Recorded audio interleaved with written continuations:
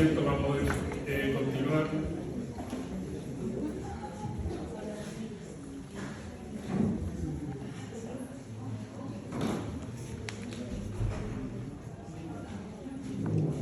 Bueno, ahora va a dar una charla el artista acuarelista de Argentina, él vive en Buenos Aires, él tiene el taller Tanta Tinta, digamos, con muchos años de experiencia, y lo va a transmitir, digamos, lo que ha sido su escuela, que para nosotros, digamos, es realmente importante, digamos, para lo que estamos preocupados de que la acuarela se desarrolle, especialmente acá en nuestro país. Así que los dejo con Vladimir Merchensky, amigo, que cuente toda su experiencia. Muchísimas gracias, Emanuel.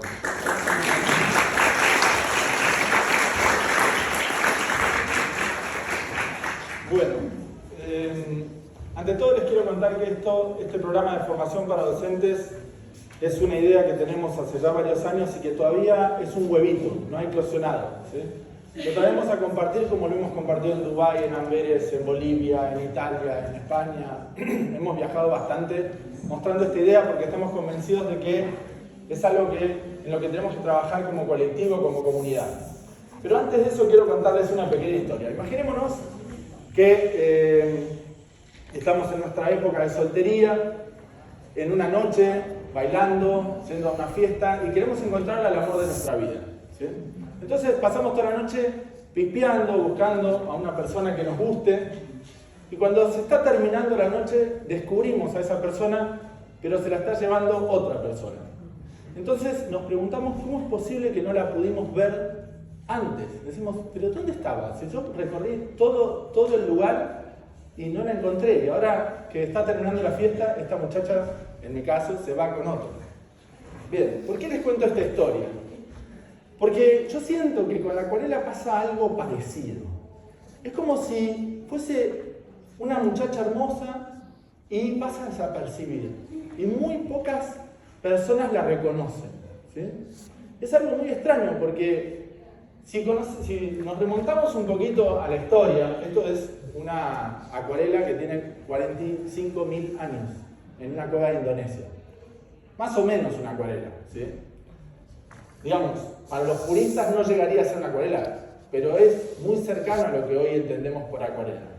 Después tenemos otro momento que podríamos decir como origen o nacimiento de la acuarela, que son 4.000 años atrás, donde trabajaban con goma arábiga ya los egipcios sobre papiro. Por supuesto, todavía no existía el papel. Luego nos podemos remontar al siglo IV a.C. Esto es una acuarela de la dinastía Han en China del siglo II. No tenemos registro anterior, pero sabemos que esto existía en seda hace ya 4 siglos antes de nuestra era. Y si nos ponemos muy puristas, decimos, no, eso no fue el nacimiento de la acuarela. El nacimiento de la acuarela necesita el papel. Bueno, el papel se inventa en el siglo II de nuestra era por los chinos, junto con todo lo que habían inventado antes, pigmentos. Bueno, los pigmentos se pueden distribuir en distintas culturas, pero los pinceles por lo menos como nosotros los conocemos, es una invención china. Y lo cierto es que hasta 1780, o sea, casi fines del siglo XVIII, no tenemos un papel de acuarela, aunque habría que revisar la historia de Arch y Fabriano, que según los papeles parece que ya en 1492 se funda el molino de Arch y puede que hayan estado aprestando papel. Pero los registros de la historia oficial dicen que en 1780 este papel inglés, que se llama Whatman, era nuestro primer papel de acuarela. Bueno, todo esto para contar un poco del nacimiento de la acuarela, donde uno dice, bueno, ¿qué edad tiene esta muchacha? ¿No? ¿Por qué pasa desapercibida año tras año? Y lo único que parece es que nos sirve para los escolares en la edad primaria, en Argentina al menos, ¿no? Parece que nuestra cultura la reduce a una herramienta didáctica para niños. Bueno, tenemos un esquema que tiene algunas partes positivas y unas partes negativas, o por lo menos que deberían ser mejoradas. La parte positiva, vamos a tratar de empezar por la parte de las buenas noticias. La parte positiva es que las redes sociales, todo lo que es el auge de la era digital, empezó a hacer que la acuarela sea otra vez muy vista, sobre todo porque su transparencia se luce en el color luz, ¿no? El color de la pantalla. Recordemos que una cosa es el color pigmento y otra cosa son los colores luz. Y nuestras pantallas muestran con mucha fidelidad lo delicioso de la transparencia de la acuarela. Esa es una de las grandes noticias. La segunda noticia se la pueden contar, por ejemplo, todos como Germán, los empresarios que se dedican a vender material de estudio, material artístico de alta calidad, es que las librerías, por ejemplo, nuestros amigos de España, que nos contaban de Arte Miranda, han tenido que habilitar habitaciones enteras para la acuarela porque se empezó a consumir muchísimo más en los últimos 10, 15 años. O sea que ahí tenemos otra buena noticia, y es que hay mucha más gente ávida de consumir productos de alta calidad de la acuarela, lo cual quiere decir que hay una cultura, ¿no? Hay una comunicación fluida entre los artistas de alto rango y los que queremos adquirir ese conocimiento. Y por supuesto esto también es muy fácil de reducir a eventos y a premios. Hay cada vez más festivales y hay cada vez más premiaciones que hacen que la acuarela se esté movilizando. Hasta ahí la parte interesante, digamos, positiva de nuestro escenario. Y ahora voy a plantear primero una cuestión que tiene que ver con el encorsetado del artista. El artista como tal, la función del arte, y esto lo voy a retomar más tarde, tiene siempre alguien que lo encorseta, que lo sujeta, que le dice, bueno, vos no vas a hacer lo que vos quieras. En algún momento habrán sido los emperadores de todos los imperios, por ejemplo el egipcio, donde el artista no se podía salir de determinados cánones porque le cortaban el dedo, la mano, la cabeza en determinado orden. Luego teníamos a la gente que encargaba el producto del artista, por supuesto, entre ellos la más importante son las iglesias, las religiones, y hoy por hoy parece que hay otro que nos encorseta, que es el mercado del arte, que nos define un poco, en algunos casos, no en todos, gracias a Dios, sobre cómo construimos aquello que llamamos el fenómeno arte como cultura. Bien, y tenemos algunos fenómenos extraordinarios que tenemos que considerar, como por ejemplo esto que se llama NFT, ¿sí? Esto se vendió en Sotheby's, a ver cómo se llama no recuerdo la casa que lo ofertó, pero se vendió en 69 millones. Es un token no fungible, ¿sí? Los NFT. Se pusieron de moda, durante un tiempo van a seguir moviéndose y se han vendido, o sea que viene la era de la mercancía artística digital, ya está sobre nosotros. Es decir que eso que llamamos mercado del arte se está moviendo todo el tiempo hacia lugares que nosotros a veces conocemos y a veces no llegamos a reconocer. Por supuesto, uno de los grandes momentos bisagra del arte es el momento en que nace el arte de concepto, ¿sí? Nosotros teníamos una historia del arte que sufre una bisagra importante, que no es ni positiva ni negativa, que es la invención de la fotografía. El advenimiento de esa tecnología hace que la función del arte documental entre en crisis y aparezcan las vanguardias durante ese siglo y 20 años que fue desde 1830 a 1950, 60. A eso le llamamos arte moderno. Y luego hubo otra bisagra, que es el momento en que nace lo que es el arte de concepto, o crece, por así decirlo, ¿no? Porque apareció como una plantita. Y el arte de concepto es uno de los grandes dilemas del mercado, ¿no? Donde se pone dinero, esto que Avenida Lesper habla como la gran estafa a nivel mundial, porque hay una mercancía que sirve para lavar dinero, etc. Pero hay un escenario muy interesante, donde nosotros tenemos varias cuestiones que hacen que la acuarela todavía esté relegada a un costadito del mundo cultural y artístico. Obviamente el interés del mercado, ¿no? Lo que se exhibe en las grandes instituciones, por ejemplo, si vamos a los museos de arte moderno, es difícil que veamos acuarela. De hecho, es difícil que veamos arte de caballete, arte de maestría. Lo que vemos es arte de concepto. Y no estoy queriendo ser peyorativo con esto. Yo soy de la idea de que todo arte es bueno en tanto y en cuanto nosotros sepamos aprender de él, nutrirnos e inspirarnos. Esa es mi idea como didacta, ¿sí? como pedagogo. Luego tenemos otra cosa un poco más sutil, que es la preferencia de los coleccionistas por el soporte tela, que también nos está jugando bastante en contra porque hay muy pocas telas para acuarela y la gran mayoría no responden a las necesidades de un artista que entiende la acuarela en su expresión máxima. Por supuesto que hay un montón de acuarelistas que pintan la acuarela en tela muy bien y venden, etc. Pero son los menos. Luego tenemos otra cuestión que es discutible, que es la preferencia del que hace acuarelas por el naturalismo como tema. Y yo no estoy queriendo decir, che, dejemos de pintar naturalismo o realismo, sino estoy diciendo, además del naturalismo, el realismo, la mímesis, tenemos otro montón de posibilidades expresivas que nacieron justamente cuando el arte sale de la necesidad documental a partir de la invención de la fotografía, que son todas las vanguardias. Por ejemplo, Mondrian con su esencialismo, el informalismo de Tapies, el constructivismo de Torres García, el suprematismo de Malevich y la gente de Rusia. Es decir, tenemos un montón de posibilidades expresivas que van más allá de lo que ven nuestros ojos o el opticocentrismo. Es decir, que eso es otro corset, es otra restricción a la que tenemos que prestarle un poco de atención. Es decir, que todo esto hace que una pintura por cada 50 piezas de arte contemporáneo está dentro de esa exhibición. Pintura, una por cada 50. Estamos dando un número probable. Una acuarela por cada 50 pinturas.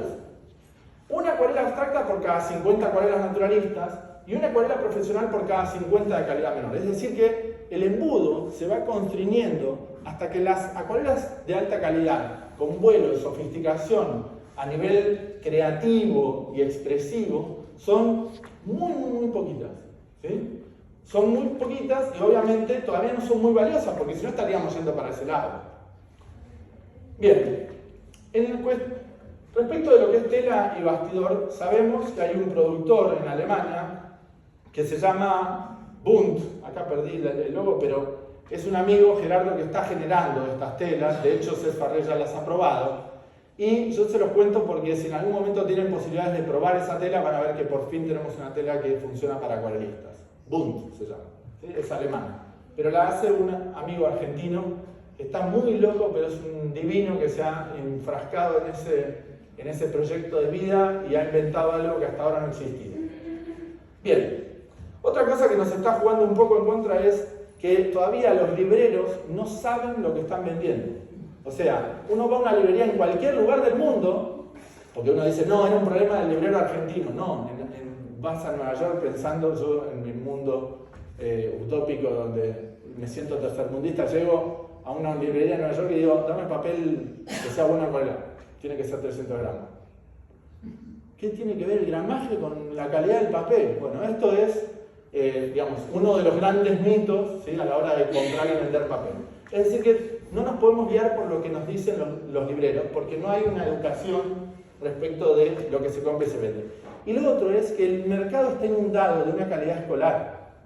Es decir, si uno quiere enseñar acuarela a nivel escuelas, ir a las escuelas secundarias, a las universidades, a los lugares que salen de lo que es la comunidad de acuarelistas, tiene que luchar contra eso, que es que toda la gente, sobre todo en Argentina, con el problema que tenemos de la moneda, toda la gente compra cosas que boicotean el aprendizaje. ¿Sí? Cuando uno está trabajando con un papel de muy baja calidad, pero ya sabe lo que puede esperar de él, o sea, un gran maestro puede hacer mucha magia con un papel de baja calidad, pero una persona que recién inicia, boicotea su aprendizaje con un papel de mala calidad, porque va a haber 30, 50 expresiones que no van a salir, desvanecimientos, drenajes, van a tener expresiones muy limitadas. Bien,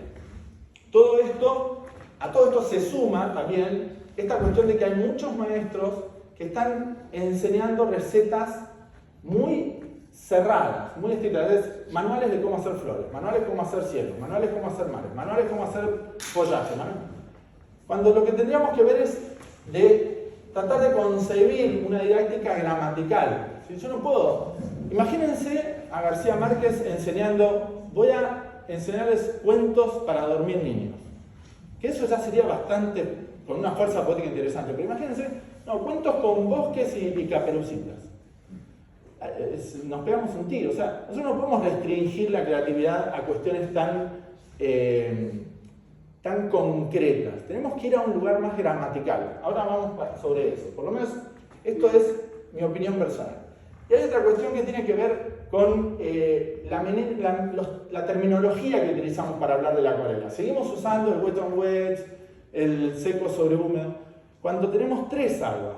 Recién lo acabamos de hablar, ¿no? Lo escuchamos hablando del agua del pincel. Yo siempre les digo a mis estudiantes, el agua del papel es muy sencillo. Vas a tener borde difuso, o sea, fuera del foco, nítido, es decir, foco y rústico. Vas a tener aureolas, listo, eso es la definición del agua en el papel. Nítido o difuso. Y el agua en la paleta, oscuro o claro. El agua en el pincel, vas a dedicar toda tu vida a aprenderlo. El resto de tu cursada vas a aprender cómo carajo entender el agua en el pincel. Porque las otras dos se entienden de manera intelectual, digamos. ¿Sí? Ahora bien, la acuarela ha crecido muchísimo desde la época de Turner, Sandvik, Gerten y toda la gente de la clínica del Dr. Monroe en Inglaterra. Ha crecido muchísimo en muchísimos países y por ejemplo, quiero agradecer públicamente lo que ha hecho Alcides anoche, que me nombró, y para nosotros ellos son uno de los focos, de los nidos donde nacen expresiones sumamente originales de la acuarela. ¿Sí? Perú es nuestra máxima inspiración en este momento. Y no solo para argentinos. Los maestros que están viajando están enseñando a gente de Rusia. A todos les abren un montón la cabeza con drenajes, con expresiones sumamente originales que no tienen una expresión, o sea que no hay un vocabulario para expresarlas todavía. Entonces lo que hay que hacer es volver a pensar la terminología con la que nombramos cada una de las células, de los grafemas, de la gramática que tenemos en la acuarela. Esto es otra cuestión que creo que tenemos que prestar atención, sobre todo esta expresión que son los drenajes. Luego tenemos que consultar un poco qué está pasando. Por suerte ya estamos soltando un poco estos mandatos de no usar negro, de no usar blanco, que nos hicieron tanto daño, porque yo les puedo asegurar además que Turner usaba blanco. O sea que estas limitaciones parecen una toma de pelo. Por supuesto que nos pueden guiar hacia determinada transparencia, hacia determinado lenguaje, pero me parece que una cosa es darle una oportunidad a un estudiante de entender un lenguaje desde las restricciones posibles, que va a haber muchísimas. Yo puedo restringir a un alumno hasta decirle, trabaja solo con un sepia, o solo con siena tostado y un azul. Y eso lo va a enriquecer muy probablemente. Eso es una actitud didáctica. Como un pianista le puede decir a un alumno, ahora vamos a trabajar con la escala de Do mayor, igual de que toques las teclas negras. Porque la restricción le va a ayudar a ganar el lenguaje, justamente. Pero una cosa es eso, y otra cosa es después pautar qué está bien y qué está mal, como si fuésemos la policía del arte, cosa que tenemos que tratar de evitar en todos los términos y en todos los ámbitos. Bien, y luego tenemos otra cuestión que es bastante, que merece una reflexión, que es el gap, la tremenda brecha que tenemos entre la acuarela de una persona que está queriendo entenderla, pero da sus primeros pasos, y un profesional. Hay un espacio gigantesco entre esas dos expresiones. Entre alguien que está pintando todo el día y ya entendió todo entre comillas, porque esto es infinito, ¿no? Y una persona que está empezando, que siente que la acuarela no le hace caso. ¿Sí? La expresión es, no puedo controlarla. Claro, por supuesto, porque no vas a controlarla. Porque la acuarela es una mascota o es una pareja, no es una cosa, no es una silla que vos la movés y la ubicás donde vos querés. La acuarela tenés que escucharla, es una mascota, como mínimo, ¿sí? Es un amor, ¿no? Hay que dialogar, hay que escuchar. Bien. Tenemos este prejuicio de que la acuarela es para la escuela primaria. Noten ustedes todas las pequeñas cositas que están agujereando el queso de la acuarela para que se debilite. ¿Sí? Son todos pequeños detalles que estoy contando de un escenario que estoy diciendo, che, Vladi, qué pesimista que estás con tu charla. Por ahora estamos en ese lugar, así que es el de observar cuántas son las cosas que hacen que la acuarela esté reducida a festivales, a lugares donde nos juntamos como si hiciéramos una colegiatura. Bueno, tenemos que ver cómo ampliar eso. Ahora nos vamos a preguntar además ¿para qué? Porque ustedes me podrán decir, ¿para qué querés que haya más gente? Ahora nos preguntaremos eso y lo vamos a intentar responder. Otra cosa que les pido que tratemos, esto es un pedido personal, que tratemos de dejar de decir es que la acuarela es difícil. La acuarela dicen que es difícil los ingleses, que son excelentes marketineros. Ellos les encantaba la acuarela y querían que todo el mundo creyera que puede ser difícil para que los admiren.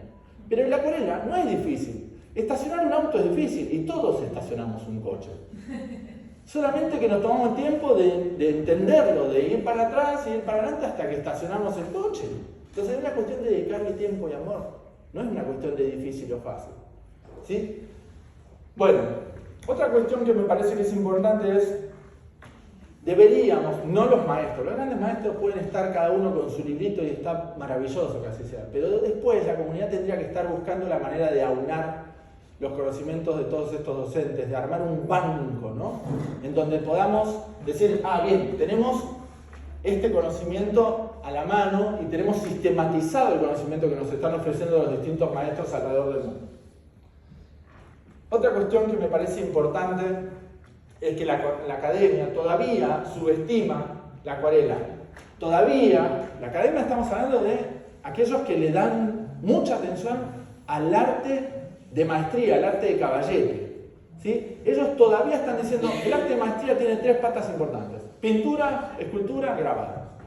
Y la acuarela no está dentro de esa pintura, porque en la pintura está el acrílico y el óleo. Pareciera que la acuarela solo sirve para bocetar y demás. Bien, tendremos que trabajar en esto para que los docentes puedan poner la acuarela en ese lugar, ¿no?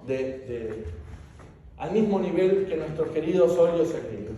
Y hay otra cuestión que me llama mucho la atención y que ya todos ustedes saben. Nosotros tenemos 3 países en el mundo donde la acuarela se puede aprender a nivel superior: Arequipa, en Perú, Tailandia y China. 3 países. Ni siquiera está Inglaterra, que tuvo su asociación bancada por la realeza. Ni siquiera está España, que fue la que fundó la segunda asociación en Barcelona de acuarelistas a nivel mundial.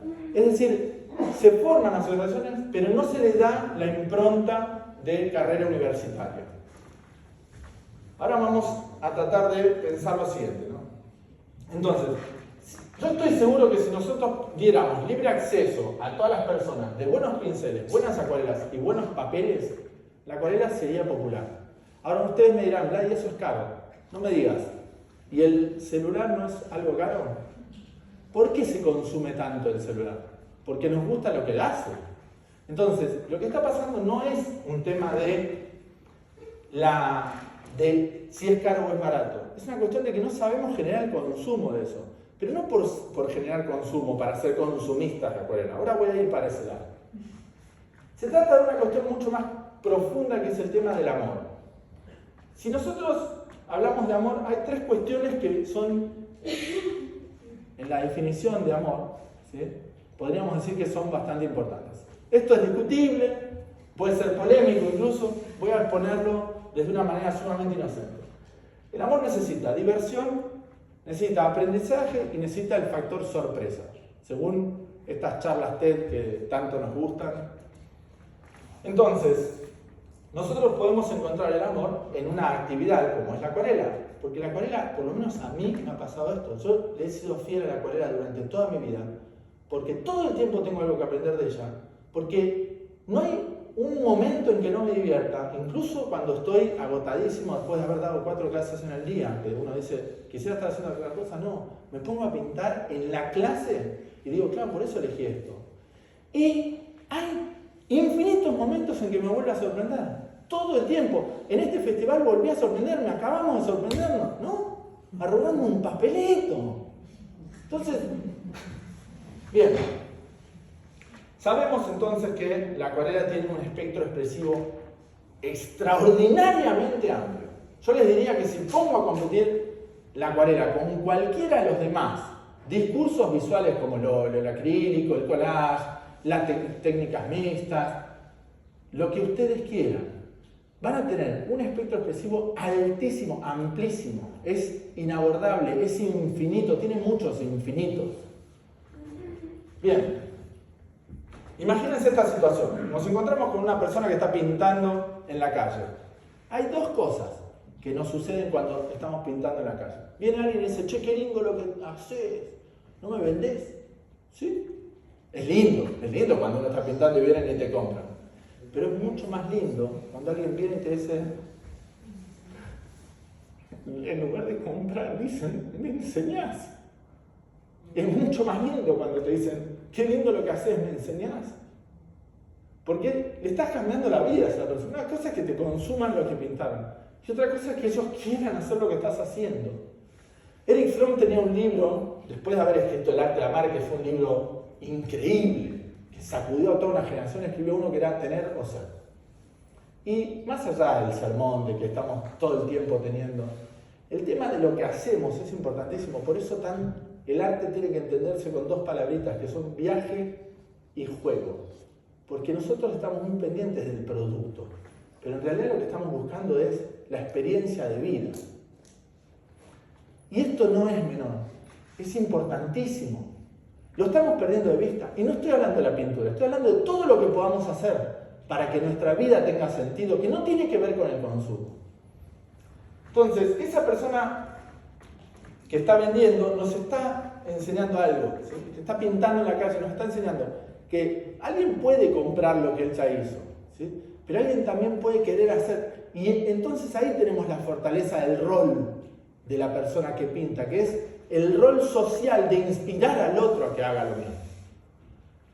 Hay una pareja, que acá lo tienen presente, Jason Niemer y Jenny Sauer Klein, que inventaron una noche de borrachos en el 2003, o de drogas, no importa, una experiencia extraordinaria que a mí me cambió la vida, que es el acroyoga. En el 2003, 15 años más tarde, el acroyoga, que combina mesoterapia tailandesa con yoga, con acrobacia, y que es una técnica vincular extraordinaria. Esa gente inventó esto, salieron a certificar docentes a nivel internacional, agarraron a todas las personas que sabían yoga y les dijeron, ustedes pueden dar clases de esto. Y hoy se practica en más de 80 países, hay más de 1.500 docentes. Bueno, yo di esta charla hace 4 o 5 años, ya había 1.500 docentes, ya no sé cuántos hay hoy. ¿Cómo hicieron para que la acuarela crezca alrededor del mundo? Bueno, se ocuparon de formar docentes, no se ocuparon de formar acroyogis. Lo que hicieron fue decir, para que yo pueda inspirar a un montón de gente, tengo que utilizar, tengo que encontrarme con otras personas que quieran hacer lo mismo y que quieran transmitirlo. Bien, si yo les preguntara rápidamente cuántos cuadrados hay acá, ustedes suman 5 y suman 5 y dicen 25, hasta que uno vea el grande y dice 26. Y si vemos el grande, vemos los intermedios, entonces 27, 20, y vemos los que son de 3x3. Bueno, pero alguien tuvo que decir 26. ¿Me explico? Mientras todos veíamos 25, que es lo obvio, uno dijo, no, 26. Y ya nos avivó a todos de, no, es que son más. Bueno, así funciona nuestra manera de vivir en el mundo. No pudo existir Einstein si antes no existía Newton, que lo avivaba de algunas cositas, que le iluminaba el camino. ¿Sí? Iluminó hasta acá y después el otro pudo ir con la linterna hasta más lejos. Bien. Entonces, ¿qué quiero decir con todo esto? Que el trabajo que tenemos por delante es un trabajo colectivo. Es imposible que lo hagamos de manera personal, individual, que alguien venga con una institución y diga voy a certificar docentes y se haga el pistola. No hay manera. Lo que hay que hacerlo es como comunidad. Es decir, vamos a empezar a formar docentes de acuarela a nivel internacional. Alguien me podrá decir, escúchame, esto lo estás haciendo hace 4 años. ¿Por qué no empezaste? ¿Por qué no certificás gente? ¿Por qué no armás personería jurídica, ONG y largalo, chango? Porque hay que hacerlo colectivamente. Los nómadas digitales son algo que está empezando a suceder. Ya la gente no está en las grandes ciudades aburridas. O sea, hay muchas personas que empiezan a trabajar, ya lo sabemos, gracias al COVID, que parecía que era todo terrible, nos trajo este regalo. Entonces ya no hace falta estar en la selva de cemento. Otra cosa importantísima. Venían nuestros padres y nos decían, a mí me ha pasado, mi padre es hippie, el caradura, cuando le digo que voy a estudiar arte, me dice, no, ¿para qué querés estudiar eso? Te vas a morir de hippie, era él. Menos mal. Bueno, entonces, eso ya no pasa más, nadie, o sea, primero, en Argentina por lo menos nadie tiene garantía de nada por más que estudie cualquier tipo de carrera, pero además de eso, la carrera de artista plástico puede perfectamente convivir con la de docente y se enriquecen mutuamente, eso es lo más interesante.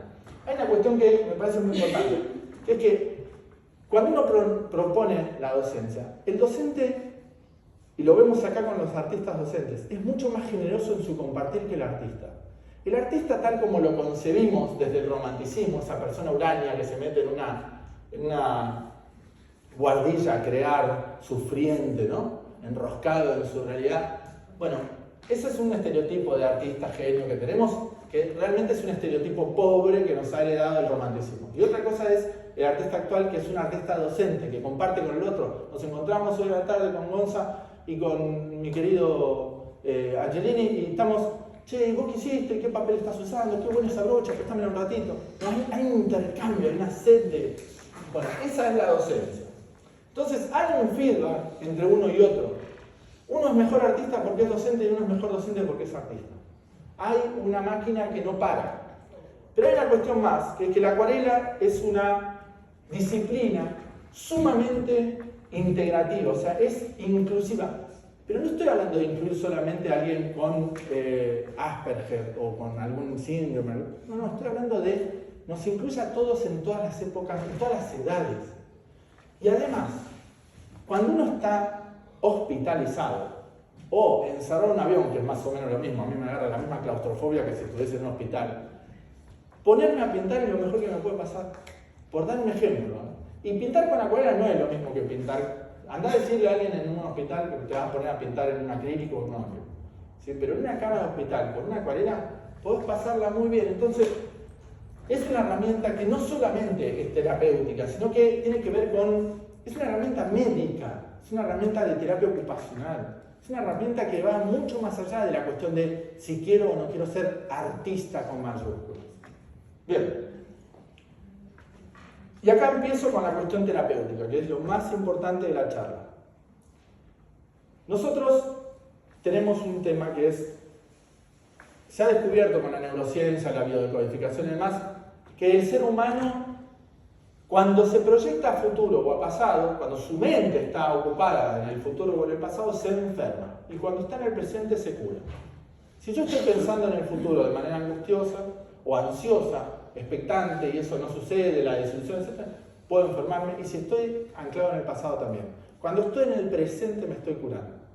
Para eso tengo que apagar el ego. O sea, apagar esa mente, ese enano que me está hablando con una voz como mínimo, a veces con 2 o 3. Y no somos locos, es lo que sucede. Entonces, para estar en presente, nos sugieren que hagamos algunas actividades. Ahora lo vamos a ver. Otra cuestión que me parece importante y lo vuelvo a retomar. ¿Qué diferencia una actividad popular de una actividad de élite? Y lo vuelvo a nombrar. Los celulares eran algo de élite. Cuando yo era chico, el que tenía, en mi adolescencia digo, el que tenía el ladrillito de celular o el celular en el auto era un lujo extraordinario, estramboso, ¿no? Tenías que tener miles de dólares. Y en pocos años se redujo, ¿no? Bien. Entonces, hay cosas que tenemos que prestar mucha atención respecto de la acuarela. El tema de los papeles. Un papel es bueno cuando está bien aprestado, entonces tendríamos que ocuparnos de algún modo de aprender o de pedirle a la industria que genere buenos aprestos de superficie. Entonces podemos aprestar cualquier tipo de papel. Y con eso más o menos conseguir un papel que en lugar de ser escolar sea de estudio. Por lo menos cuando no conseguimos papeles de buena calidad. Y no estoy hablando de papeles 100% algodón, estoy hablando de papeles de estudio, que es una gama intermedia entre lo escolar y lo profesional. Ya con un papel de estudio podemos hacer muchas cosas. ¿Sí? Y solamente la diferencia no es el gramaje, sino es el apresto. Otra cosa importante, ahí tenemos a nuestra marca Bunt, es trabajar con las empresas.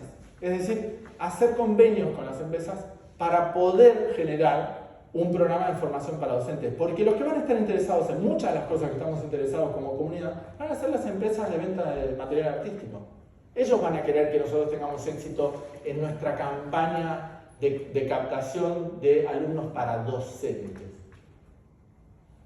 Y otra cosa que es muy importante es el tema de reducir a las gramáticas. Acá tenemos 6 expresiones básicas de la acuarela, ¿sí? Que son, por ejemplo, los grafemas de integración. Con estos elementos uno puede sumar una capa a la anterior y las cosas van a seguir funcionando como totalidad, ¿sí? Un gesto difuso, que le llamamos wet on wet, un desvanecimiento, un plano pleno, los detalles intensos, los gestos rústicos y algo nuevito que salió hace poco con un rociador que se llama el gesto disperso. Por ejemplo, estos son pequeños elementos de la gramática de la acuarela.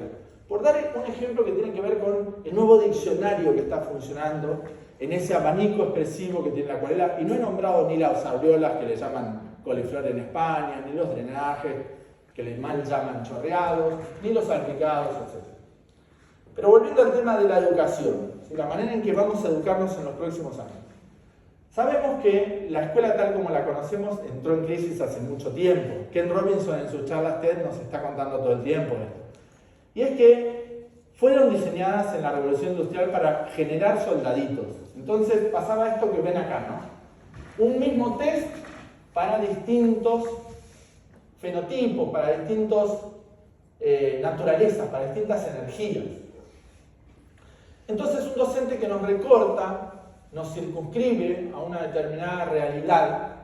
Esto sucede al día de hoy, pero ya tenemos teorías como las teorías de las inteligencias múltiples, donde sabemos que nosotros a veces somos más visuales, a veces somos más táctiles, a veces somos más auditivos, kinestésicos.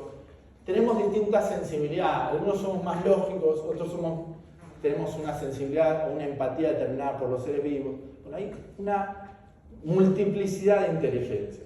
Es decir, que la manera en que nos eduquemos en el futuro va a tener que prever esas inteligencias, que además son muy fáciles de diagnosticar, por ejemplo, con una carta astrológica. Es decir, yo sé qué energía tengo simplemente con hacer una carta astral. Y ya sé con qué energías voy a funcionar en los próximos años.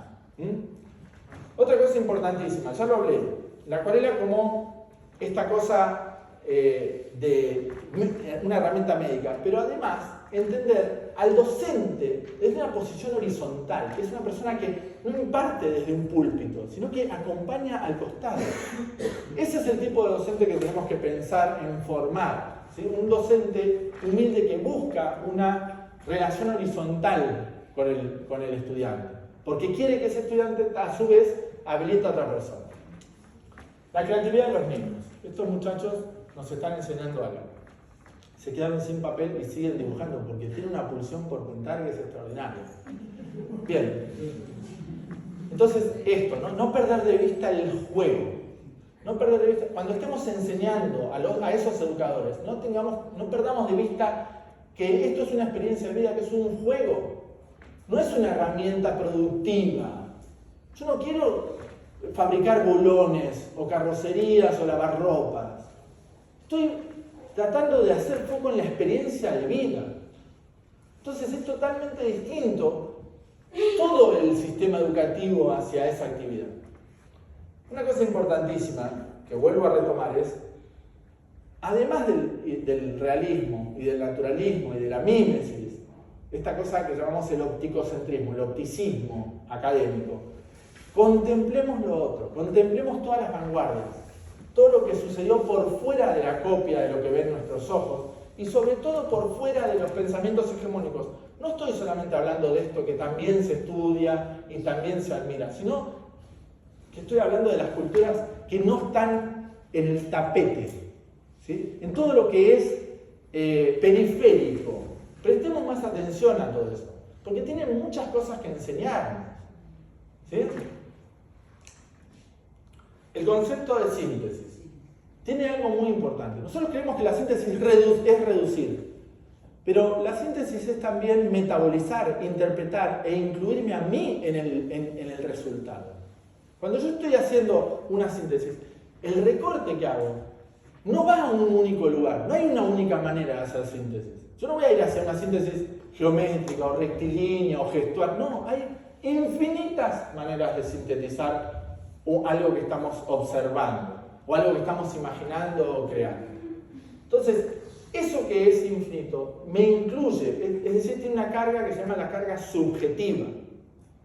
Esa subjetividad es la materia prima del taller de acuarela en el largo plazo. En el corto plazo yo estoy trabajando con el abecedario, estoy diciéndole a una persona, vas a aprender gramática, vas a aprender estrategias constructivas para tu discurso visual.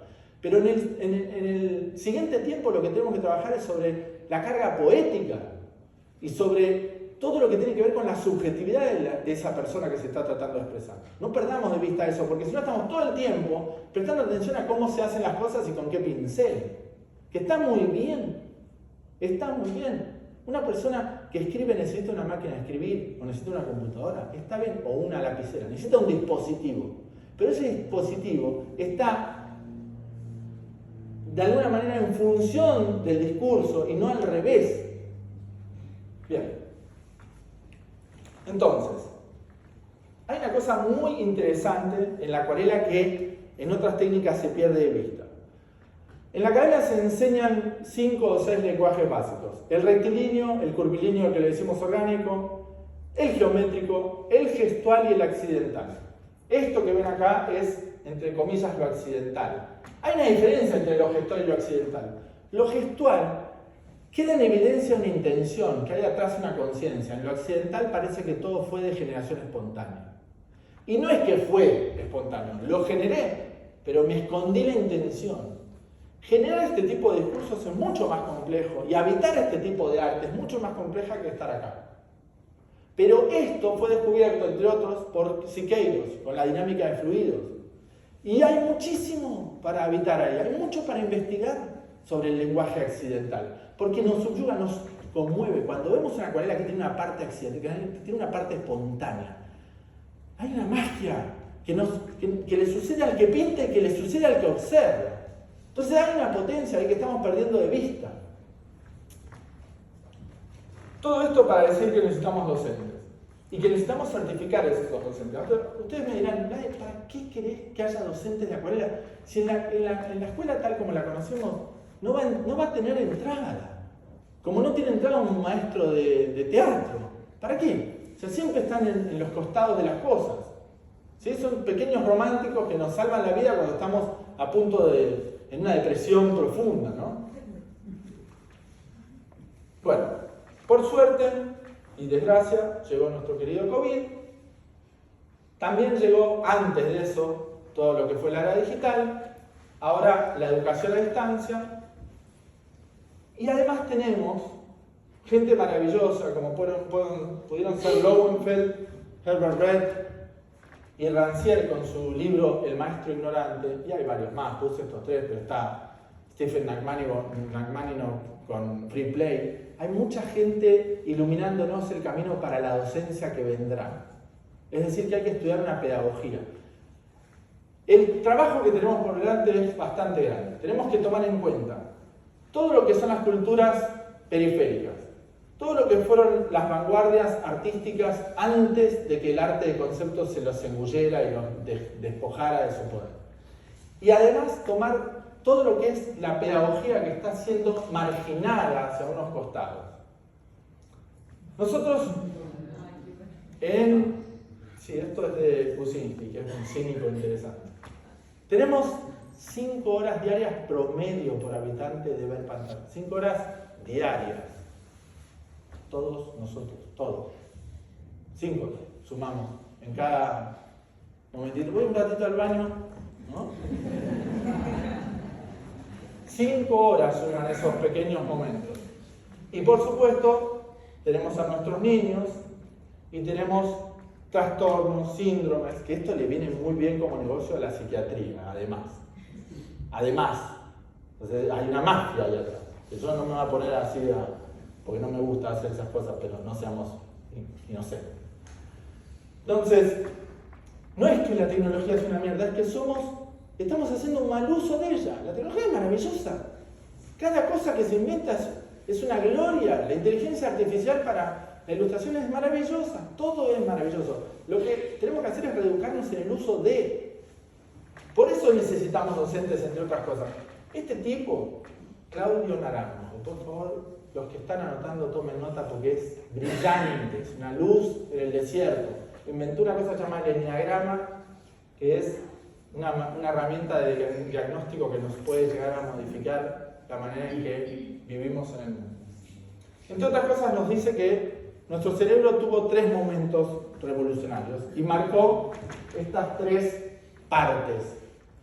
Tenemos el cerebro reptiliano, el cerebro límbico y y el neocórtex. Cada uno de ellos representa 3 estereotipos de amor de nuestra cultura. El amor eros, el amor ágape y el amor filia. Y representan 3 personas adentro nuestro. Nosotros somos un padre, una madre y un niño. ¿Sí? El padre en el filia, la madre en el ágape y en el eros el niño, el egoísta, el dame, el quiero, el yo. Estos 3 no tienen nada de malo. Cuando nos desequilibramos hacia alguno de los 3, estamos haciendo cagadas. Es decir, no tiene nada de malo que tengamos estos 3. El problema es que no los equilibramos. Cuando uno dice, ¿cómo vamos a educarnos en el futuro? La educación va a apuntar a equilibrar a estas 3 personas que somos, a estos 3 cerebros que somos. Porque cada uno de ellos nos define determinados comportamientos. Por ejemplo, dinámicas relacionales. Este es mi vínculo conmigo mismo. Este es mi vínculo con los que siento que son iguales que yo. Y estos son mis vínculos con el conflicto, o sea, con el otro, con la otredad, con el que dejo afuera de los míos. Y todos ellos están en la Biblia, por ejemplo. Cuando uno dice, ama a tu prójimo como a ti mismo y a Dios por sobre todas las cosas. Está hablando de esas 3 maneras, que no está diciendo prioriza uno u otro. Está diciendo, las 3 son importantes. No es ama a tu prójimo, entonces olvídate de vos. Pero no te ames tanto a vos que el otro se joda. Es, bueno, ¿cómo hago el equilibrio en ese amor? Vuelvo al tema de las escuelas antes y durante y después de lo que nosotros hemos vivido, digamos, como revolución industrial.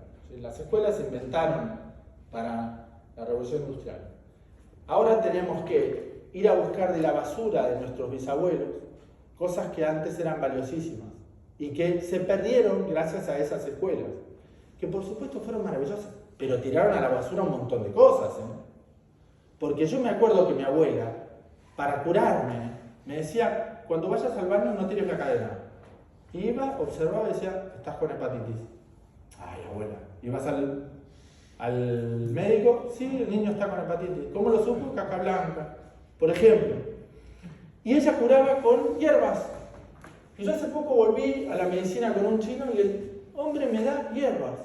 Y hago tisanas y estoy todo el día tomando tisanas, adelgacé un montón, pero además rejuvenecí el sistema digestivo, el sistema linfático, el sistema nervioso. Medicina china, holístico, ¿no? Medicina homeopática. No estoy diciendo que lo alopático sea, ¿no? Estoy diciendo complementemos, no nos quedemos enfrascados, porque si no, está otra vez un corset que dice esto sí, esto no. Es decir, que tenemos que ir a buscar de nuestros abuelos un montón de cuestiones que habíamos reducido, habíamos ninguneado porque teníamos que educarnos de determinada manera durante 200 años. Bueno, ya está terminando esos 200 años. Ahora tenemos que volver a inventar la escuela. Las escuelas Waldorf, las escuelas Montessori tienen otra dinámica. Salen de esta cosa de enlatado, el producto enlatado, y empiezan a conservar esta cuestión de la individualidad, de la energía de cada ser humano, de su singularidad. Acá tenemos distintos métodos y me faltan varios más, ¿sí? Por tanto, estamos viendo la punta de un iceberg. Ahí abajo de ese iceberg hay una realidad que es compleja, muy compleja. Y esta frase encierra muchas cuestiones que tenemos que reflexionar. La coenseñanza progresiva mediante el juego de la presencia para desaprender el miedo.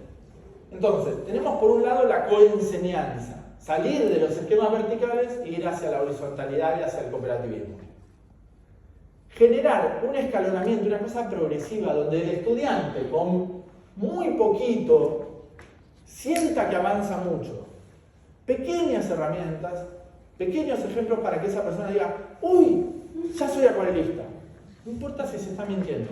Por ejemplo, en música, cuando uno iba a un conservatorio de música en años pretéritos, tenía que estar 10 años practicando escala, solfeo, una locura para tocar una pieza complejísima. Obviamente terminaba siendo un gran maestro. Ahora las escuelas de música popular te dan 2 acordes y te vas a una guitarreada y te tocas una chacarera y la pasas barro. Son 2 maneras diferentes de 2 sistemas pedagógicos. ¿Qué vamos a decir? ¿Que este es más marketinero, más inmediato y después el alumno se queda ahí y no puede avanzar? No, sintió que puede, entonces después va a volver al lugar donde se puede nutrir de cosas más complejas, pero primero dale algo con lo cual empoderarlo. Y obviamente no perder de vista la cuestión del juego, con todo lo que eso implica. Por eso es tan importante el libro de Free Play de Stephen McManus, porque habla de que play tiene muchas acepciones en inglés, ¿sí? Pero tiene que ver con poner en acción, no solamente, o sea, accionar un dispositivo que nosotros tenemos entre dormido y ninguneado. Es como, no, si nos podemos jugar perdemos seriedad. No, el juego no es algo que nos hace perder seriedad. El juego es algo que nos recupera una parte esencial de nuestra identidad. Volver a jugar es algo que no solo es posible, es brutalmente necesario y urgente. Bien, entonces tenemos, voy cerrando, Genchi.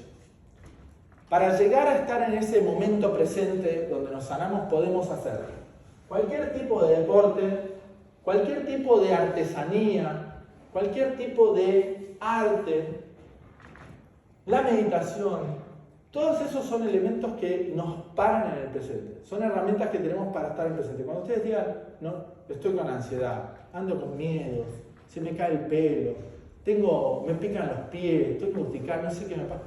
Todo eso se cura con meditación, con hacer arte, con hacer deporte, con hacer artesanía. Mi hermano se dedica a la política. Por suerte tiene un tallercito de carpintería en su casa. Con eso se sana del quilombo que tiene en la oficina. Entonces, no perdamos de vista que la cuestión terapéutica, ¿sí? O sea, la experiencia de vida. Y acá vamos directamente al modelo de escuela que proponemos. Que no lo proponemos nosotros, esto está en internet y hay un montón de gente hablándolo. Hicimos algunos ajustes personales, pero esto está. ¿Sí? Todo lo que ven ahí va a ser materia principal de nuestras escuelas del futuro. Y no estoy hablando de un futuro dentro de 100 años, cuando los autos vuelen, no, es futuro inmediato. Cuando entremos en crisis final sobre el sistema educativo, las escuelas que necesitamos son estas escuelas del autoconocimiento, de la autoconciencia. Estas escuelas nos están enseñando, o nos van a enseñar, a hacer, en lugar de hacer foco en tener, ¿sí? A conectar con el equilibrio, no esta cosa de, no, entonces tengo que ser generoso y ser... No es que porque vas a ser generoso te vas a tener que olvidar de vos, porque si no te estás victimizando.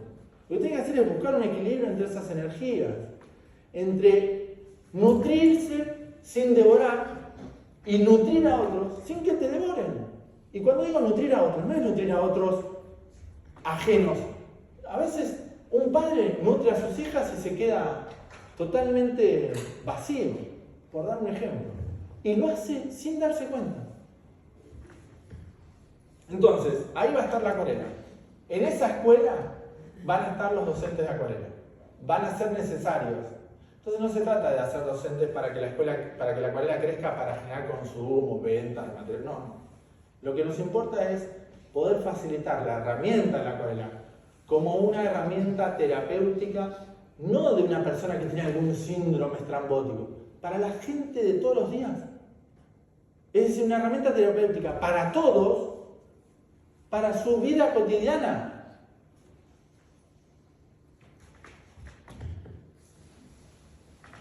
Y acá es donde nos tenemos que cuestionar la función del arte.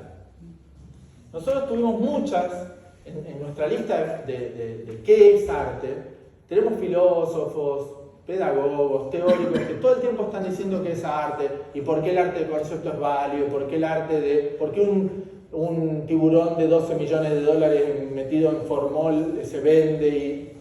Está bien. Discutimos la función artística desde el concepto económico.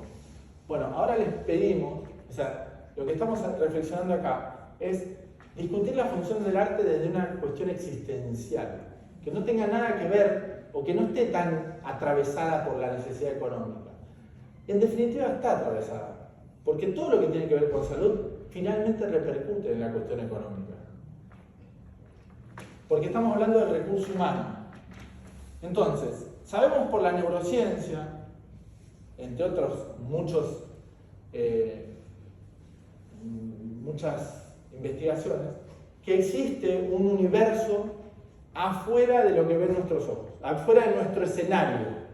Esto es una escenografía. Cuando alguien ingiere sustancias supraceptivas naturales, como por ejemplo la psilocibina, y no estoy haciendo una apología de la droga, por favor, estoy solamente diciendo, como hay un texto hermoso que se llama Las puertas de la percepción, por ejemplo, ¿sí? De Huxley. Cuando uno ingiere ese tipo de sustancias, no es que se va a un lugar que son sustancias alucinógenas. Yo no estoy inventando algo que es un pedo adentro de mi cabeza. Lo que estoy haciendo es accediendo a un universo más amplio que el que ven nuestros sentidos, que el que perciben nuestros 5 sentidos. Ese sexto sentido que hablamos, que es la intuición, tiene a veces conexión con ese universo. Es como si tuviésemos un matemático de determinada época que no conociera más que los números naturales o los números enteros o los números positivos. Y vos de repente le decís, che, pero existen los negativos. Bueno, lo mismo nos pasa con ese universo que está por fuera del mundo que percibimos, ¿sí? Por eso le llamamos supraceptivo, ¿sí? Hay una cuestión que está muy de moda ahora, que es hablar de las creencias limitantes, que nos están justamente haciendo revisar. Y otra cuestión que está bastante oculta, pero que estamos empezando a ver, es el tema del abuso, y no solamente el abuso sexual. Parece que toda nuestra sociedad está teñida de lo que es el abuso. Todos hemos sido abusados en nuestra infancia. Los pedagogos y los teóricos de lo que tiene que ver con la psicología, no hablo de la psicología infantil, están empezando a notar cada vez más que tenemos que trabajar sobre cosas que han sucedido en nuestra infancia y que nos han dejado heridas. Y sobre todo, trabajar con la dinámica relacional. Las relaciones, cuanto más íntimas, más nos espejan el terrible desconocimiento que tenemos sobre cómo vivir. Cuanto más nos acercamos a esa frustración que nos generan los vínculos íntimos, más nos damos cuenta de que tenemos una incapacidad, o sea, estamos sufriendo mucho más de lo que debiéramos por falta de conocimiento, de formación en la autoconciencia. En estos próximos años, dicen los astrólogos que vamos a entrar finalmente en la era de Acuario, con una conjunción planetaria gigantesca, etc. Bueno, me parece que más allá de que alguien crea o no en este tipo de cosas, sí podemos decir que yo puedo entender la vida en cosas buenas o malas, o puedo entender la vida en bendiciones y aprendizajes. A mí se me murió un hermano. Yo podría haber dicho, esto es una mierda, y seguramente lo dije, o puedo decir, acá puedo aprender algo. Son dos decisiones y son dos actitudes totalmente diferentes. Entonces yo tengo bendiciones, estoy en este lugar maravilloso con ustedes compartiendo esto, y después tengo aprendizajes, cosas que nos pasan, que nos movilizan y que tenemos una sensación negativa, egoica, de decir esto no me puede estar pasando a mí, o puedo decir, ok, tengo la oportunidad de aprender. Para tener esa lucidez necesito estar equilibrado. Para equilibrarme necesito del arte o el deporte o la meditación, es decir, estar presente. No estar anclado en ninguna cuestión del pasado ni proyectando ninguna pelotudez al futuro. Bien.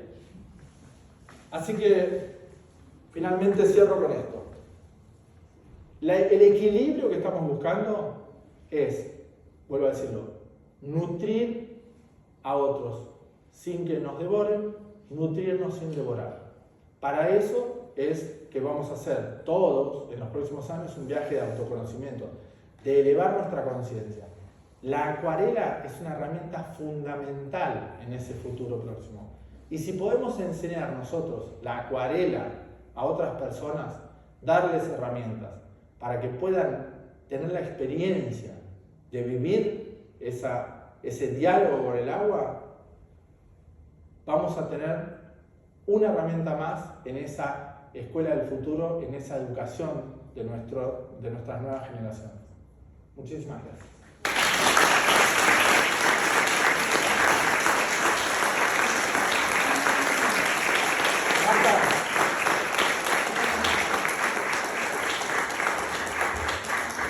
Muchas gracias por su paciencia. Les quiero presentar a mi colega con la que estamos trabajando esto, que es Marta Fornelá.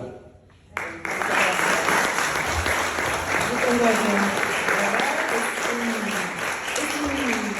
enorme porque es un privilegio gigantesco estar trabajando con Vladimir, estar acá en este momento cuando todos están de la mano del agua y de la acuarela. Es increíble porque estamos abriendo ese lugarcito que todos lo sentimos, porque sé que todos en algún lugar sentimos la acuarela desde esa forma, de esa manera. Y nada, agradecer, profundamente agradecida a estar en este momento y acompañar a Vladimir en este proyecto.